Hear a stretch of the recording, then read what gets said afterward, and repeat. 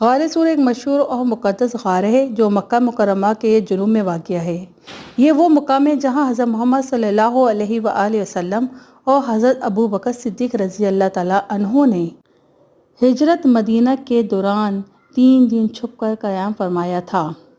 جب کفار مکہ نے نبی کریم صلی اللہ علیہ وآلہ وسلم کو شہید کرنے کا منصوبہ بنایا تو آپ صلی اللہ علیہ وآلہ وسلم نے اللہ کے حکم سے مدینہ کی طرف ہجرت فرمائی۔ مدینہ روانگی سے پہلے آپ صلی اللہ علیہ وآلہ وسلم اور حضرت ابو بکر صدیق نے غار سور میں 3 دن تک پناہ لی۔ غار سور کے منہ پر مکڑی نے جالا بنا دیا اور ایک کبوتر نے وہاں انڈے دے دیے، جس سے دشمنوں کو لگا کہ کوئی اندر داخل نہیں ہوا۔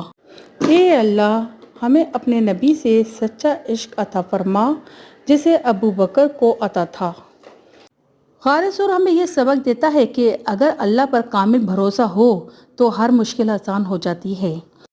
جب نبی کریم صلی اللہ علیہ وآلہ وسلم اور حضرت ابو بکر صدیق رضی اللہ تعالیٰ عنہ غار سور میں 3 دن قیام پذیر تھے تو حضرت ابو بکر صدیق نے نبی کریم پاک صلی اللہ علیہ وآلہ وسلم کو سونے کے لیے اپنی گود میں بٹھا لیا تاکہ آپ آرام فرما سکیں۔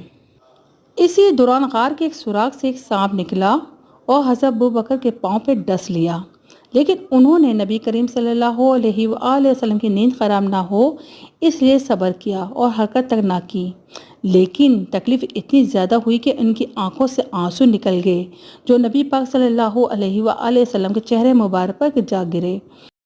آپ صلی اللہ علیہ وآلہ وسلم بیدار ہوئے اور وجہ دریافت فرمائی۔ جب حضرت ابو بکر نے فرمایا تو نبی کریم صلی اللہ علیہ وآلہ وسلم نے اپنا لعاب دہن نکال کر زخم پہ دم فرمایا اور وہ زہر کو اثر فوراً ختم ہو گیا۔ حضرت ابو بکر کی محبت اور قربانی بے مثال تھی۔